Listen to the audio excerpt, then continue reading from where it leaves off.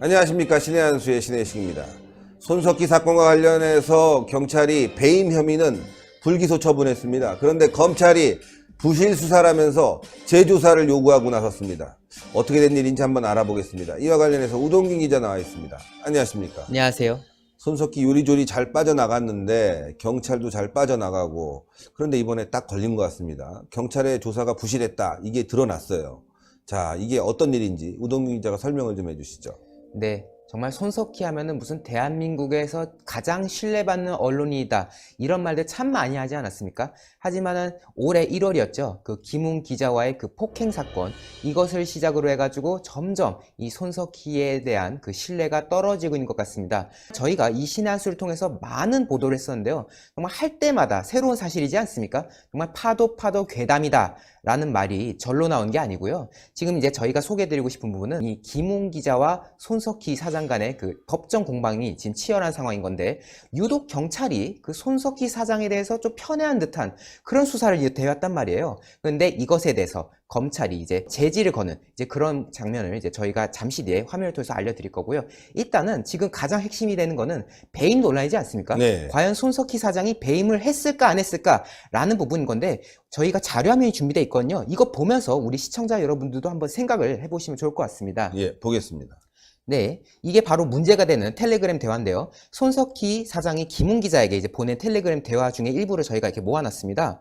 자, 여러분들 이거 보시고 배임인지 아닌지 한번 판단을 한번 해주시죠. 자, 이력서는 내가 좀 어레인지해서 탐사기획국장에게 넘겨놨는데, 이런 말을 해요. 본인이 그 이력서를 처리해줬다, 이런 말을 하는 거거든요. 그리고 또 이제 보면은 맡겨놨으니 일단 지켜봅시다. 사람을 쓰는 문제는 늘 논리적으로만 결정되지가 않더군요. 자, 뭔가 미묘합니다. 그렇죠. 네. 그리고 이제 또 쐐기를 받고 있어요. 소위 말하는 평판 조회는 초기에 중단시켰습니다. 뭐 자기가 다 준비했다는 거 아니에요? 그리고 힘을 썼다는 거 아니겠습니까? 그렇습니다. 뭐 지금 손석희 측에서는 뭐 오히려 김웅 기자가 협박을 했다, 일자리를 가지고 협박을 했다, 이런 말하고 있는데, 지금 일단 여기는 안 보여요, 그런 게. 네, 지금 심지어 이걸 보십시오. 뭐뭐뭐 국장과 논의를 했다는 거예요, 본인이. 네. 논의를 해서 일단 프리랜서 취재 기자로 조인할 수 있는지 검토해보고 필요하면 통화를 하게 해달라고, 그 다음은 역시 퍼포먼스가 중요하다고 하면서 어드바이스, 정말 충고까지 해주는 이런 친절한 모습을 지금 보이고 있지 않습니까? 문제가 있죠, 이건. 네. 자, 그리고 이게 이제 마지막 내용인데요. 현재까지 진행된 상황을 알려주겠다고 스스로가 얘기해 주는 거예요. 보면은 지난 주말과 어제에 거쳐 인사팀과 얘기를 했다. 인사팀과 얘기를 했대요. 방법은 공채를 통한 것밖에 없는데 담당 국장과 논의해서 진행시킨다 해도 이견이 많을 테고, 내가 밀어넣으려 한다고 말들이 많을 거야. 그러니까 본인도 아는 거죠. 그러니까. 그런데 그렇게라도 해보지 않는 건 내가 너한테 미안한 일인 것 같다. 이야. 이걸 보고 배임이 아니라고 하면 도대체 어떤 것이 배임이라고 할 수 있겠습니까? 이거 완전 배임인데요. 국장과 계속 이야기를 한다.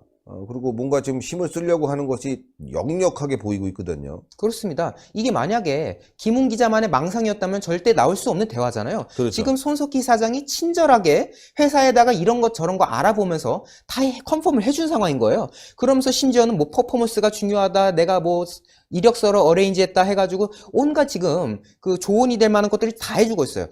이게 배임이 아니면 도대체 어떤 게 배임이죠? 배임죄란 게 뭐냐면요, 경영상 판단에 따라서 하는 것이 아니라 개인적인 뭔가 이득을 위해서 회사에 손해를 끼치는 행위, 이것을 배임죄라 하지 않습니까? 그리고 우리나라 법상으로는 배임 미수, 그러니까 배임을 하려고 했던 그 시도조차도 처벌이 되는 거예요. 그렇기 때문에 시민단체에서 이런 손석희 사장의 그 대화를 토대로 해가지고 배임 및 배임 미수 혐의로 고발을 한 거지 않았습니까? 그렇죠. 근데 이것에 대해서 경찰이 아주 석연치 않은 행보를 보였다는 거고요. 그리고 이것뿐만이 아니라 또 자료화면 하나가 더 있는데요. 이게 어떤 내용이냐면요, 1월 18일입니다. 1월 18일은 어느 때냐면은 1월 10일에 그 손석희 사장이 김웅 기자에게 폭행을 한, 그리고 8일이 지난 일이에요. 보면은 손석희 사장은 김웅 기자와 그리고 그 김웅 기자의 친구 양모 변호사, 이렇게 셋이 만난 거예요. 만났는데 여기서 손석희 사장이 투자와 용역 계약에 대한 이야기를 꺼냈다는 거거든요. 예. 그러니까 또 다시 뭔가 회유라는 그런 상황이 온 거죠. 그리고 그 다음 날에도 월 1,000만 원을 보장하는 2년 계약의 용역 체결을 논의하자라는 문자 메시지를 양 변호사에게 보냈다. 예. 그리고 책임자 회의를 통해 세부 내용을 확정할 예정이다. 이런 언급까지 다 있다는 거예요. 그러니까 계속해서 뭔가 회의를 하려는 상황이 있었던 거죠. 이제 본인의 교통사고, 그 동승자 논란 등등에 대해서 뭔가 회유하려고 일자리를 제공한 거 아니냐. 그리고 그 폭행 시비 이후로 이것이 언론에 나가는 것을 우려해서 뭔가 또 용역을 제공하려 한 거 아니냐.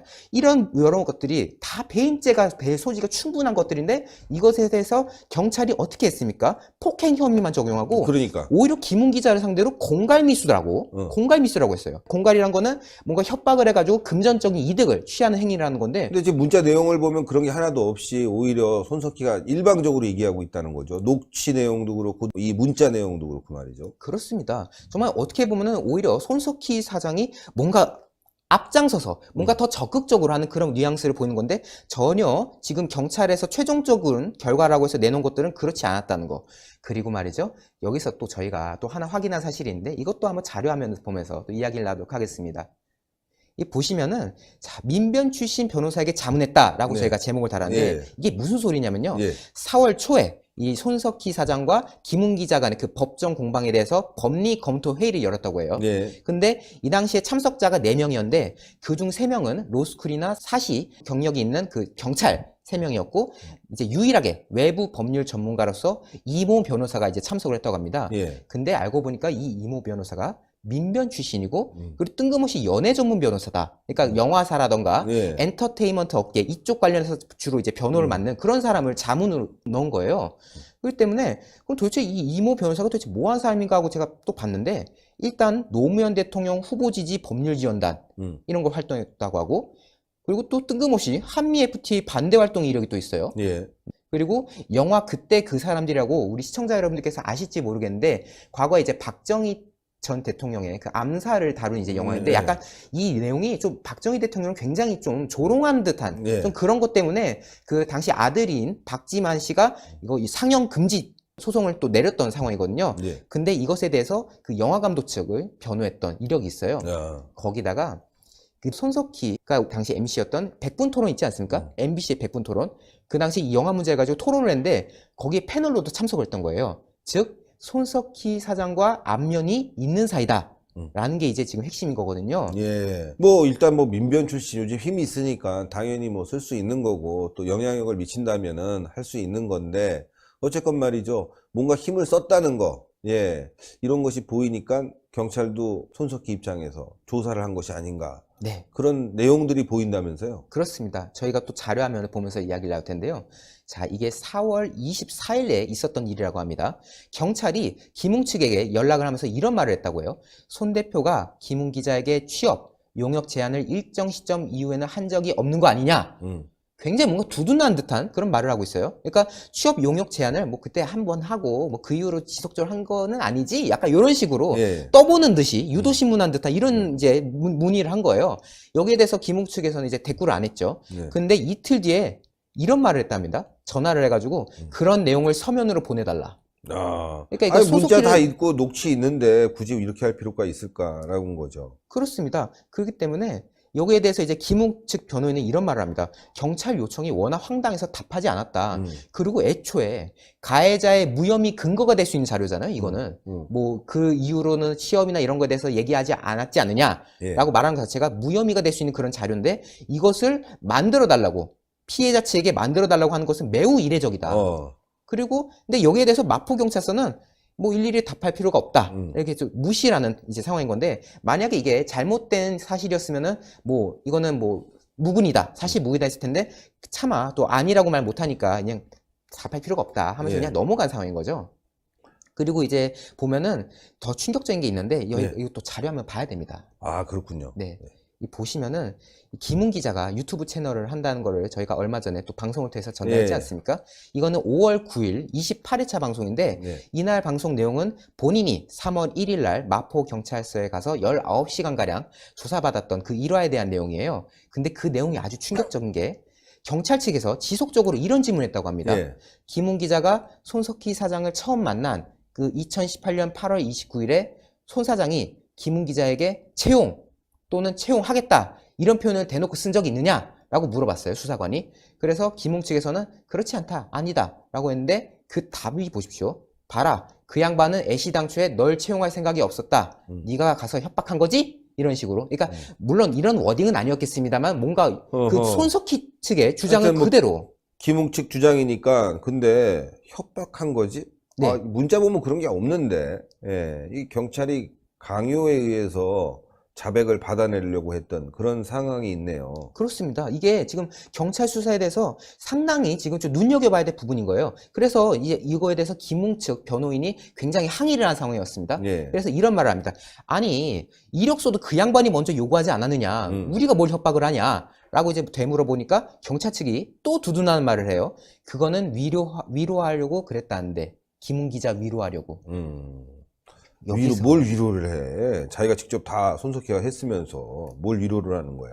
저는 말이죠. 만약에 현재 김웅 기자의 일방적인 주장이긴 합니다만은 이것이 만약 사실이라면은 경찰은 정말 작정하고 정말 이 김웅 기자를 어떻게든 죄를 뒤집어 씌우고 손석희에 대해서는 뭔가 비호하려는 거 아니냐라는 생각을 할 수밖에 없는 거고요. 그렇죠. 그리고 이제 김웅 기자가 또 하나의 발언을 또 해줍니다. 네. 뭐냐면은 이제 수사가 끝날 즈음에 그 마포경찰서 형사과장인 고모 경정과 이야기를 나눌 기회가 있었다고 해요. 예. 근데 그 고모 경정이 김웅 기자에게 이런 말을 했다고 합니다.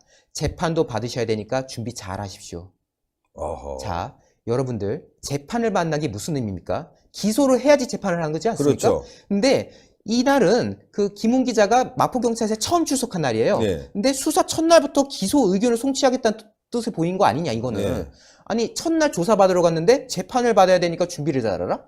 만약 이게 김웅 기자의 주장이 사실이라면은 이건 진짜 충격적인 사실인 겁니다. 예. 그렇기 때문에 정말 이 경찰 측에서 벌이고 있는 이런 수사 행태가 과연 공정했는가? 어쩌면은 이 손석희 사장을 편애하는 수사가 아니었느냐라는 합리적인 의심을 할 수밖에 없는 상황인 거고요.